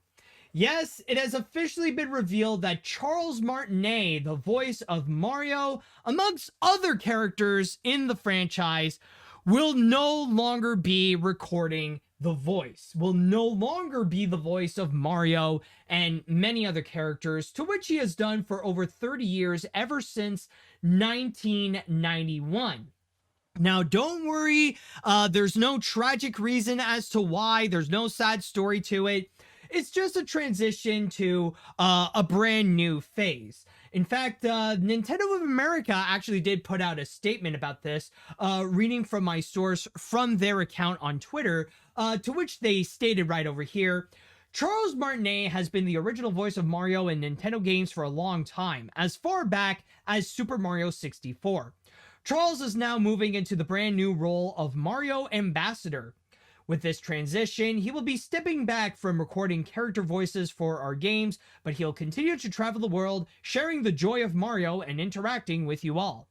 It has been an honor working with Charles to help bring Mario to life for so many years, and we want to thank and celebrate him. Please keep an eye out for a special video message from Shigeru Miyamoto and Charles himself, which we'll post at a future date. So that is pretty much the big thing that has been revealed. Now, as I am recording this, we do not have any more information outside of that regarding especially like who's going to be the new voice of Mario, or when is it that we will be hearing the new voice. Now, I doubt it if suddenly we'll be hearing these new voices in the near upcoming games like the Super Mario RPG remake or even Super Mario Bros. Wonders. But what we do know is that eventually there will be a new voice specifically to those characters. And on top of that, there was even an extra comment coming from Charles Martinet himself, where he quote tweeted what Nintendo said and even stated, "My new adventure begins. You are all number one in my heart. Hashtag woohoo." And they even say, and there was even a little bit of a quote here coming from my source from IGN, to which does describe a little bit about Charles Martinet's history with Mario, as it states. Oh, excuse me. It says here, Martinet won the job for Mario after a friend told him there was an audition at a trade show where he needed to talk to people as a plumber. He obviously won the job and first voiced Mario at trade shows for a 3D version of the character that was meant to be able to converse with attendees. His first video game appearance as Mario was in 1994 Mario Teaches Typing, but many came to know and love him in 1996's Super Mario 64. He would continue to not only voice Mario for Nintendo, but also Luigi, Wario, Waluigi, Metal Mario, Shadow Mario, Baby Luigi, and more. Back in 2021, Martinet said that he wants to voice Mario until I drop dead. While that dream appears to be over, it's reassuring to know he will still be spreading joy and happiness across the world with that iconic voice. So basically, he has officially retired as the voice of Mario. And I'm just going to say, for me personally, this was a little bit of a shock because, as you guys probably know, I have been a lifelong Nintendo fan and a lifelong Mario fan as well. And I mean, considering that I was born in the early 1990s, I pretty much grew up with hearing Charles Martinet's voice as Mario all my life. Like this, and I know there have been some other people who have played Mario in the past, whether it be like in the Super Mario Super Show or even in the Mario movie with Bob Hoskins playing the role. But really the one that solidified the iconography of Mario, and especially for me, it like throughout my life, I knew Charles Martinet, like I knew the Charles Martinet voice as Mario for the longest time. And there was even at one point, I remember there was one Comic-Con in which I actually did meet Charles Martinet, where he was signing autographs, he was meeting fans, and honestly, this man was an absolute delight. And I think so far, it was the most pleasant experience that I've had at a convention and meeting with a celebrity. In fact, I would even say, like, I barely met Charles Martinet, because for the most part, I was meeting up with Mario, with Luigi, with Wario, with Waluigi. It was just so much fun seeing him like bringing these characters to life right in front of my face. And I remember like he was signing autographs, and when it was my turn, and he was doing his Mario face. Hey, Matt, you are number one. Woohoo! And I even told him like, oh, I love playing the Mario games, and I love playing as Wario when it's like during Mario parties or Mario Kart or whatever. And then he switches up to Wario like, I want you, okay, have a rotten day. Here you go.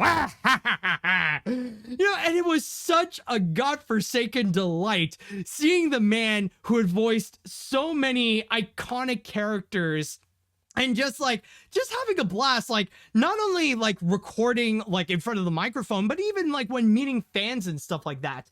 And that is why like I pretty much pledged to myself that by the time when I become like a full-time voice actor, I want to be like Charles Martinet.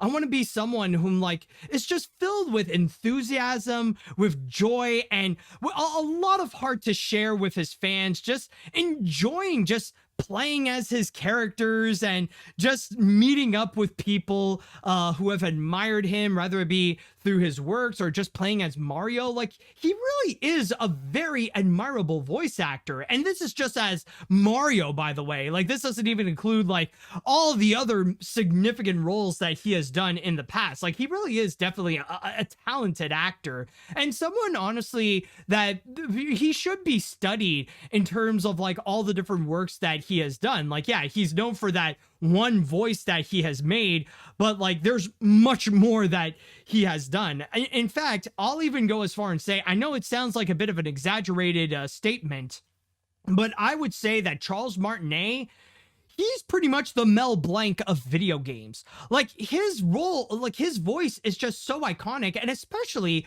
when providing the voice of who is essentially the most iconic video game character of all time. And not just that, but also the versatility of his voice of not just playing as Mario, but also being baby Mario, baby Luigi, and also being a regular Luigi and Wario and Waluigi all at the same time. Like, that is a talent that cannot be replicated. And I can guarantee you that when they're gonna find new voices, they're gonna find multiple people to fill in Charles Martinet's shoes. Like, I can guarantee you, like, if they want to find someone that could truly recreate that Mario voice or that Wario voice and stuff like that, they cannot go and try to find someone who is very versatile and can actually pull off these numerous of voices, because those people, they're extremely rare to find. You know, that's actually a very difficult talent to go and find, who can be extremely versatile and actually convincingly play those different voices at the same time, and like very snappy as well, at a rapid pace to go and switch up those voices. I can guarantee you there's going to be like 3 or 4 people that they got to go and hire to play all these different characters as either Mario, Luigi, Wario, Waluigi, or whatever. So yeah, like Charles Martinet honestly is a talent that, like, you know, often imitated, but never duplicated. And honestly, I just feel like it is such a bittersweet moment to hear that Charles Martinet is no longer going to be the voice of Mario, because, like, you know, for me, it's going to be similar to when Wayne Allwine passed away as the voice of Mickey Mouse, or when Steve Whitmire was fired from performing as Kermit, because all my life I knew them as those voices, as those people, like them playing the roles. And now that there's going to be a new role, you know, there's going to be a new person who's going to fill in those shoes, that might not be easy to go and actually fill up. And there's a part of me that feels like maybe the new people might not necessarily have a bit of an easy time to go and try to fill them up. Because sometimes, like, especially with a very iconic character as Mario, you know there's going to be backlash whenever there's going to be a new person that's going to step in, and they're going to be very judgmental if they can, like, legitimately be identical to the previous voice, or there might be some altercations or, like, some alterations where it sounds just a little bit different. Like, you probably do remember with the whole situation with Kermit the Frog going from Steve Whitmire to Matt Vogel, that was not an easy transition whatsoever. I mean, the voice was, like, let's be honest, the voice is noticeably different between the two, but still, though, the reception from audiences, it's been pretty rough, and it took several years for people to really get used to it and to actually feel comfortable with Matt Vogel actually performing as Kermit the Frog. It's not an easy thing. But when it comes to Charles Martinet as Mario, honestly, I don't know. Like, we'll have to go and wait and see. Like, best case scenario, it could end up actually being similar to what happened between Wait Allwine and Brett Ivan or Brett Iwan. It's one of the two. You can correct me if I'm wrong.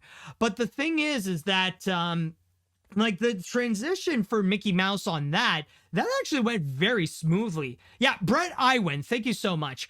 So yeah, like, going from Wayne Allwine to Brett Iwan, that transition actually went extremely well. And the same thing with Minnie Mouse, where Disney did a phenomenal job actually finding new replacements that actually do sound very identical. They actually did great with it.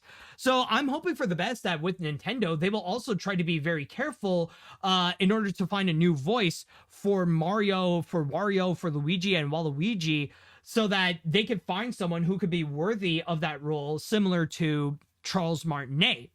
And by the way, there is also one more comment that I do want to state, and I know it is a little bit of a bit of a hot topic, or a bit of a hot button subject, or a hot take. There we go. That's the term I'm looking for.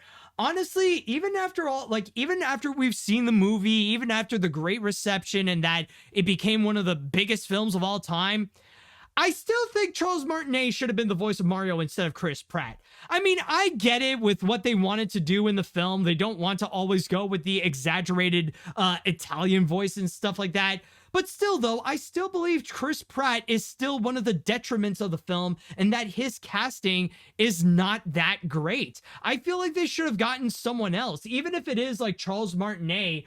And actually, like, he doesn't even have to be like the voice of Mario. Like, that voice that he did for his dad would be, well, that would have been a much better fit for that Mario in the film than just getting Chris Pratt. I feel like that would have worked much better. So honestly, yeah, like, I'm still in that position. I know some people might say that I'm stubborn, that maybe I'm still in the minority on it, but like, whatever. Honestly, I still feel like Charles Martinet deserves that role of Mario in the Mario movie much more so than Chris Pratt. So that's all I want to say. But yeah, however, I will say, though, that there is a bit of positive to this, is that, hey, at the very least, like, if he's gonna leave as Mario, at least he is leaving in the best way possible, like, it's not like he passed, it's not like he suddenly passed away, because that was honestly something that I was worried about. He's not, he didn't pass away, he didn't leave in bad terms with Nintendo, he didn't get fired or whatever, it's all amicable, it's all in good terms, and he's still and he's still gonna be Mario, where he's going to be at conventions and he's going to be meeting up fans, and he'll still do like his Mario, like, we will still hear his Mario voices, just not in the game. So at the very least, like, even though he won't be the voice of Mario, we still have Charles Martinet, and I think that is that is a very blessed thing right there. So with all that said and done, I just want to wish Charles Martinet the best of luck in his future, especially now as the Mario ambassador. And I wish the best of luck to whoever is going to be the new voice of Mario, Luigi, Wario, Waluigi, and whatever. I know that's like a massive responsibility, but again, I wish them the best of luck, and hopefully we'll see how the new voices will go. And with that said, now it's time for me to go into the chat wall, and I want to ask you all, how do you feel about Charles Martinet stepping down or retiring as the voice of Mario? Are you a little bit sad about it? Or do you feel peaceful about it? Well, let me know what you think on this. All right. Super Mario 64 is my first video game I've ever played, and this news is definitely the end of an era. Hopefully we will still do he will still do Comic-Con appearances so that I could say hi to him and sign my copy of Super Mario Odyssey. As for Charles, I hope you have an amazing retirement soon. Hopefully he's as nice as Adina Menzel. She's one of the nicest people I've met, and I'm sure he will. Oh yeah, no, great guy. Honestly, like if Charles Martinet ever comes to your area, I highly recommend you go and meet and see him. Fantastic guy. Let's see now. Charles Martinet is probably the most beloved video game voice actor of all time, both as the voice of Mario and being a great guy in general. We'll see what the future holds for the Italian plumber, but I wish the next person to take up those overalls the best of luck. As for Charles, you've earned your sausage spaghetti pizza. Yeah, that's nice. Let's see what we got here. As someone who is a huge Mario fan and grew up with Charles Martinet as Mario my entire life, this is definitely a real shame. He truly is an incredible talent and he will always be the voice of Mario in my eyes, but I definitely do hope whoever will be the new voice, the best of luck. Also, on a side note, it's already been confirmed that Charles Martinet will not voice Mario in Super Mario Bros. Wonder. Oh, is that the case? Okay. Oh, okay. Well, that's going to be interesting. So we will hear the new voices pretty soon then. All right. Let's see what we got. As part of me, a part of me knew this day would be coming. Ever since Mario Party Star Rush, I've been noticing Charles Martinet's expressive and energetic voice becoming older and more tired with each game. With Super Mario Bros. Wonder giving Mario a new voice, now is the perfect time for Martinet to pass the torch, but not to Chris Pratt. On a personal note, though, I can't help but feel sad. First Wayne Allwine, then Steve Whitmire, and now Charles Martinet. The voices of my childhood keep leaving me. Will Tom Kenny be next? I don't know. I mean, that depends on Nickelodeon on that one. That's another subject altogether. Let's see now. I just saw Charles Martinet at GalaxyCon last month, and I was this close to barely meeting him and getting his autograph, but have no idea that he is retiring as Mario. He is a true icon in voicing Mario and other characters throughout his career, and it is sad that he is stepping down and won't be the voice of the iconic character anymore. I wish him the best of luck on his retirement, but please don't bring back Chris Pratt for video games and stick with newcomers or veteran voice actors instead. Exactly, man. I think Chris Pratt has already gotten enough roles with whatever he's working on. Let's see. What else do we have? Oh, okay. Let's see. This news is just sad, but probably for the best because he's aging. Charles Martinet has been the biggest part of my childhood due to the optimistic personality he has given to Mario. Heck, I even just watched a video from Valsky Bum. I really am going to miss Charles and let his legacy live on forever. Thank you so much for playing my game. Also, fun fact, Charles Martinet also voiced Parthurnax in Skyrim, Orvis in Ratchet & Clank: A Crank in Time, and Jumpman in the Super Mario Bros. Movie. Well, there you go. I think that should be good for this story. I don't know if we have one more to go and read. Let's see now. Someone just noticed my beard. Your beard looks good. You should keep it up. I don't know. This thing has been itchy, man. All right. Okay, I'll read one more, actually. I'll just read this one. I remember meeting Charles Martinet at GalaxyCon via virtual chat. He is a cool guy and said my name in Mario's voice, which made my childhood. I'm glad he's alive and it will still be going to work at Nintendo as a Mario consultant. But it does feel like an end of an era. From the footage we got of Super Mario Bros. Wonder, the new actor sounds like they are doing a good job, but hopefully they know how important this role is. Is it like, yeah, is the footage from there the actual new voice of Mario? I don't know. Like, I know, like, we have seen the I know we have seen the clips of Mario Wonder in the last Nintendo Direct, but like, was that like, were those voices like not Charles Martinet? I don't know. But anyways, it is now time that we will take one more break and we're gonna look into one more story. And this one has possibly, like, this one is possibly the most explosive one that we have recently gotten. Like, I know a lot of people are pretty tired of me talking about this specific website, and there is a possibility that it may shut down. But if you don't believe me before that we may see the end of Twitter, maybe with this one, might change your mind. All right, so we're back on, and I believe now it is time that we shall go and cap this off with the grand finale. Man, it's been a long time since I've done that. And with this finale, yes, we are going to be talking about Twitter once again. And yes, I know technically it is now called X, but let's be honest, everyone agrees that X is a stupid name, so I'm just going to refer to it as Twitter from here on out. But yes, another thing has happened with Twitter in which a lot of people have been talking about it, and it has made the entire internet freak out. But this time around, things have been pretty different. This is actually something that is seriously concerning. Where beforehand, yeah, a lot of the changes that he has done, like, they could be laughably dumb. But then, something else happened. And this one is actually an update or a consideration, because technically it hasn't officially happened yet.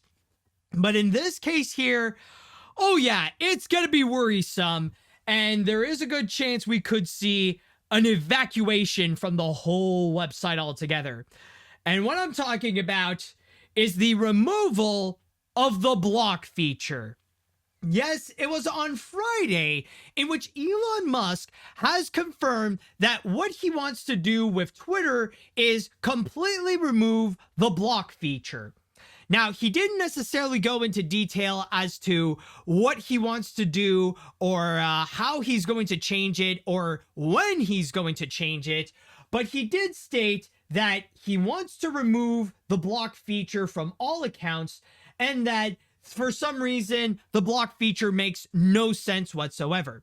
And even another thing that is a mystery, but a lot of people are very concerned about, is that when he or if he does remove the block feature, does that mean all the people who were blocked are somehow going to be coming back? Like all those people that you have blocked over the years on Twitter, suddenly they're no longer going to be blocked anymore, and all hell is going to break loose. We don't know. All we do know so far is that when it comes to Elon Musk, he wants to remove the feature and did not go necessarily much into detail into how he's going to do it, when he's going to do it, or what happens when he wants to do it.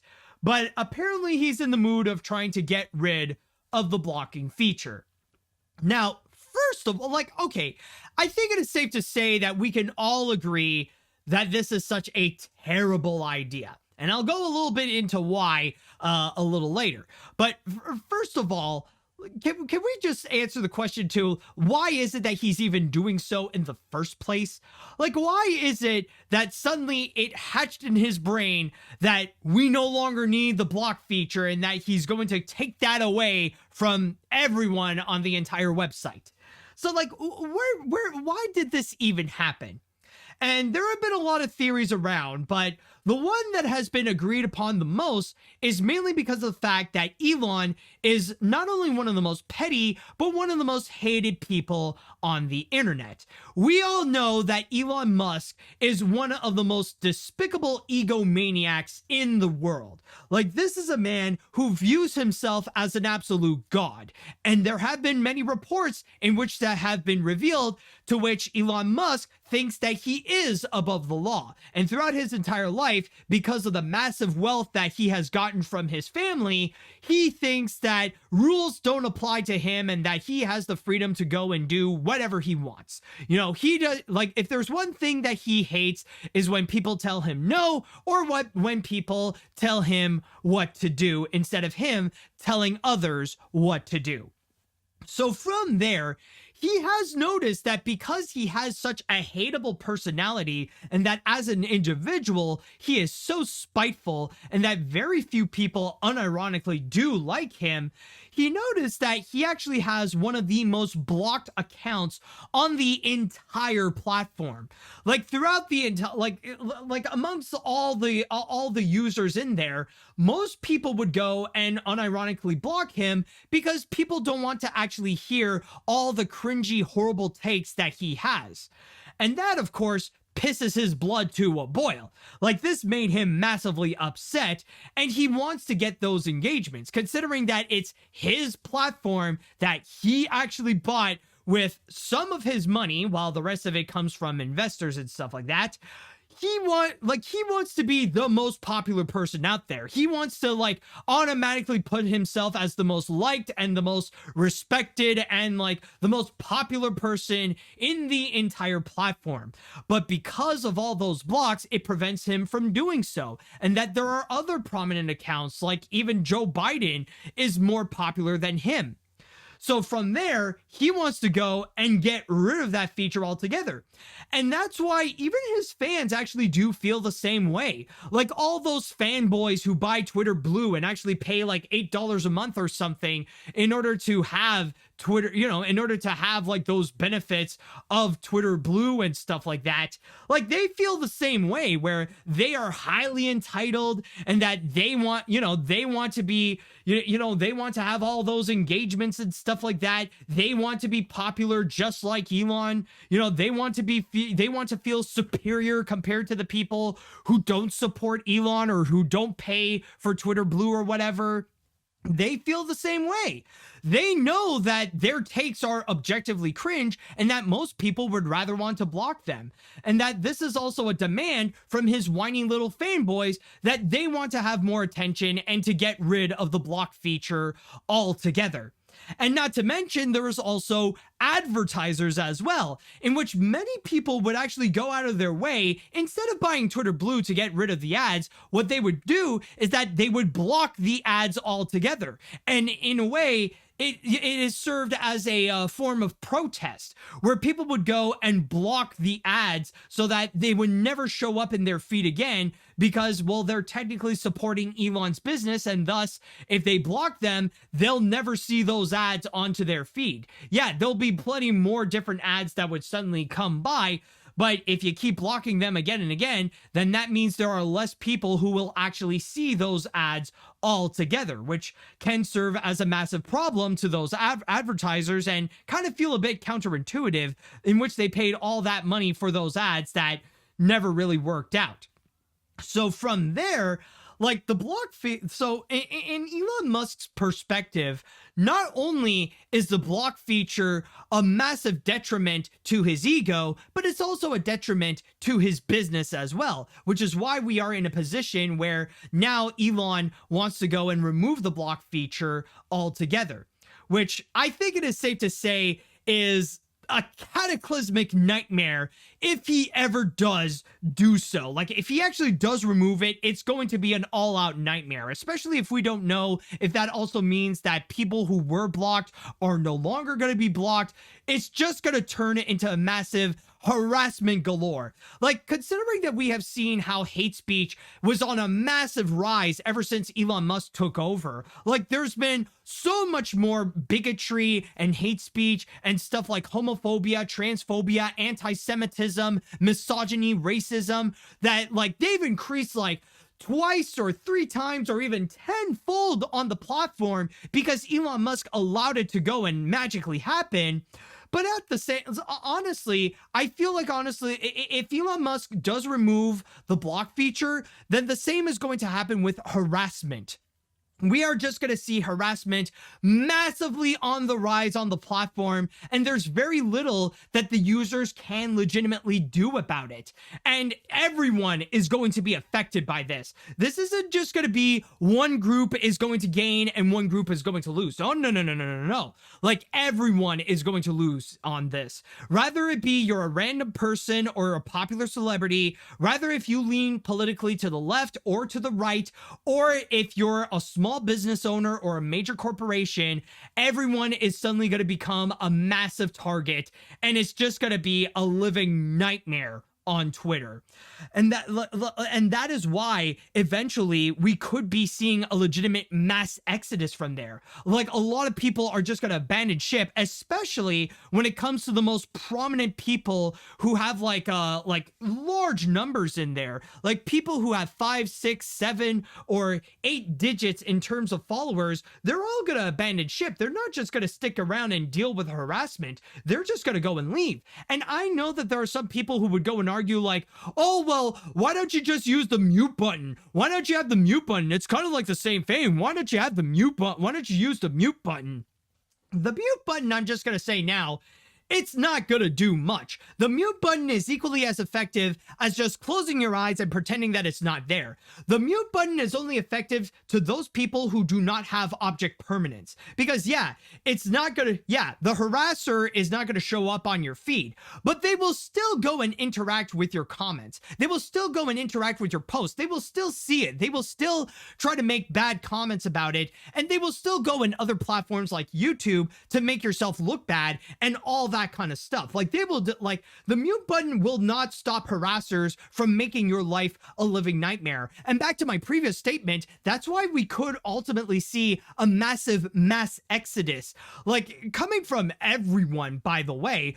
Like, in fact, I would even say this is one of the very few things that we are seeing right now in which the left and the right are pretty much united. I have seen people on both sides of the political spectrum in which they all agree that this is such a horrendous idea, that this is such a terrible idea that's going to destroy the platform altogether. And what's going to happen is that those big influencers, whether they be companies or people, they're not going to stick around and just deal with the harassment. They're just going to jump ship. They're just going to abandon the platform altogether, and they're just going to leave Twitter in favor of other stuff, such as Blue Sky or Mastodon or even like some of the ones that already exist, like Instagram or Facebook and stuff like that.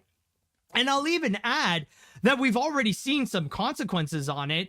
Like Blue Sky, for example, like that one was like really short-circuiting. I remember on the day when Elon Musk announced that he wants to remove the block feature, like I remember Blue Sky was having like serious problems in terms of like maintaining itself. Like there were too many people that were just jumping into Blue Sky because they saw that it was the end of Twitter. So from there, they want to go and move on to another platform that you know, it's similar, but it works much better, and that hopefully it would be run by someone more intelligent than Elon.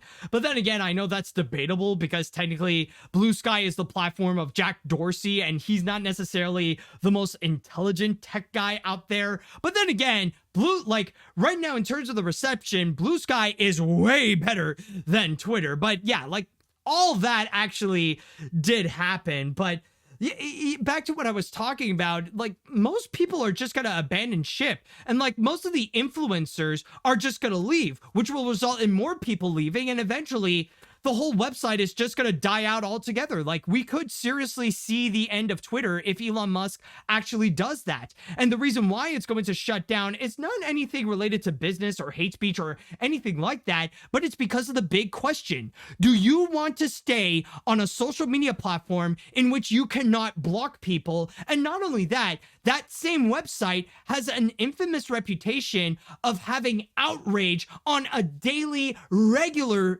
basis. Would you want to go and stay on a website like that? Because I'll be honest, I know I sure won't. And if Elon Musk would do that, then honestly, I'm bailing out of Twitter. I'm not going to be posting in there anymore. And I'm going to move on to my other posts like on Facebook or Instagram or even on Blue Sky. Like, screw that. I'm not going to go and stick around for that. But I will state, though, that there is a bit of a silver line to this. There is a bit of a positive that does come from this, and that is mainly because of the fact that there is a good chance that Elon won't actually do it. As much as he may want to, the chances of that actually happening, not so much. And that is actually because of the fact of this little section here, reading from my source on the BBC. It's right over here, to which it states, it doesn't start here. It's right over here there. Removing a block feature could also potentially violate the terms and conditions of stores like Apple's App Store and Google Play. Both stores have conditions stating that social media apps should allow user facilities to filter harassment or bullying. It could mean X is no longer downloadable for those stores. If the policy goes ahead, it is not clear if all those accounts which are blocked will automatically become unblocked. So that's a major thing, because if Elon Musk does remove the block feature, then that could legitimately mean the end of Twitter altogether, because he would lose a significant portion of users altogether. Because here's the thing, because both Apple and Google have those policies, if Elon Musk does take that away, then that means that the app itself violates their terms and conditions, and Google and Apple will take the app away from all devices that are either from Apple, like iPhones and iPads and all that kind of stuff, and from and all Android devices. Like all those devices, they would suddenly lose the app altogether. And I know that a lot of people would go and state that there can be ways around that you can go onto like the web browser app and you can go and access Twitter through there and stuff like that. But I can guarantee you that the grand majority of people who only use Twitter on devices such as phones and tablets, they are lazy. They don't want to go into that extra step in order to access the website. You know, they don't want to go and like have a step 2 or step 3 or whatever in order to just go and have their regular dose of Twitter. Like, I can guarantee you for the grand majority, if the app is gone, then the Twitter might as well be extinct for them. And that will be a huge problem for Elon's business. And like, it'll be at the point where they're going to be losing so much users to the point that it can no longer function normally, and the whole site will just be completely gone from there. So this ultimately puts Elon Musk in a massive tough position where he's between a rock and a hard place, where it's either he has to follow the rules and he doesn't remove the block feature, and he and all his fans have to accept the fact that they are the most hated people on the platform, that all their takes are objectively bad, and they have to deal with the fact that they are blocked more so than anyone else. But on the other hand, if he does remove the block feature, then Twitter is just going to implode in itself. It's just going to completely collapse, where all the devices are going to lose the app altogether. Far fewer people are going to be on the app. Most influencers are going to abandon ship on the platform, and the website is just going to be left there to rot, where the only people who will be posting is just Elon Musk and all his far-right fanboys just spewing out bigotry and hate speech. And that is it. And even Elon Musk, I'm just going to say right now, it looks like, as I am recording this, by the way, Twitter did not remove the block feature, thankfully, and hopefully it will stick that way. And it looks like Elon seems pretty butthurt over the fact that he cannot do so. Because so far he has been exploiting the block feature and wants to try to prove a point to everyone, where he's trying to block every single person out there, or at least the most prominent people out there, who have been vocally against Elon removing the block feature. He even made a little post stating like, "I've been blocking people who say that removing the blocking feature is bad. How'd you like that taste of your own medicine, huh?" Like, you could tell that this dude is upset that things are not going his way, that he is now getting a lot of bad publicity and that he's getting a lot of hate out of it. So now he's gone berserk, and like he's just now he himself has been heavily using the block feature because things are not going his way, and now he's becoming more and more hated even amongst the right. Like, Elon Musk is slowly but sure, like, he's slowly following the same steps as Ron DeSantis of just being one of the most hated people on earth right now. So I just wanted to go and express my piece over here to say that this entire thing is absolutely ridiculous. Again, if Elon Musk is actually serious and finds a way to actually remove the block feature, then honestly, I think this really is the end of Twitter. I think it really is done. Like, I'm definitely going to be one of those people that once the block feature is gone, then honestly, I'm out of the website altogether. I'm moving my stuff onto Blue Sky. I'm moving my stuff either like on Facebook, Instagram, or whatever, but you won't see me post on Twitter anymore because of the amount of harassment that's going to unfurl, because now you can no longer block people. I just want to go and state there. So I think, honestly, for those people who have been doubting me if Twitter is going to shut down and stuff like that, I think, honestly, this is the biggest proof right over here that if this does happen, then Twitter is as good as, like, if it's not dead, then it's as good as dead. And honestly, if not, well then, okay, then Twitter will legitimately survive. But I just want to go and post my piece onto why is it that this is such an objectively terrible idea, and that Elon is unironically running this whole website to the ground. And again, I question if Twitter is even going to survive this year.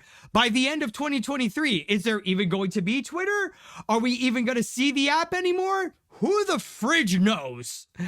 All right, so with that said and done, I would like to go and go into the chat wall, and I want to ask you all, how do you feel about Elon possibly taking away the block feature? Do you think this is a terrible idea?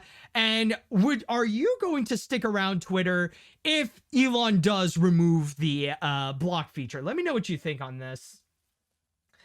If you thought that limiting tweets and changing the name to X was bad, wait until you see how the block option could possibly be removed. Out of all the pointless updates, this one is very horrendous and awful. Like, removing the block feature lets degenerates run loose. That's a big red flag. Elon's pretty much acting like Prince John from Robin Hood, where he acts like a baby. I'm very doubtful on what will happen, especially if people will be unblocked and start to harass others. Yeah, honestly, I think this is this whole thing is legitimately a monkey's paw wish. Because if Elon thinks it's a good idea to remove block features, yeah, he's got another thing coming. Because I'm just going to state right now, nobody is safe from bullying and harassment. Not even Elon Musk and all his fanboys. Those people especially are going to regret the day that the block feature is going to be gone. Like, I wouldn't be surprised that if he does remove the block feature, a few days later, he's going to reinstall it because of the harassment that he had to face on a regular basis. Let's see what else we got here. Why the fridge would he remove the block feature? Like, does he not use to filter his haters from his fanboys? I don't even understand why he would think this would benefit him at all. All this is going to do is cause people to face their stalkers and unwanted bullying that they can't get away from one site. Musk keeps making dumb decisions after dumb decision, and he's not listening to anyone. As Glass Onion once said, it's so dumb. Oh my god, yeah, the stalker thing.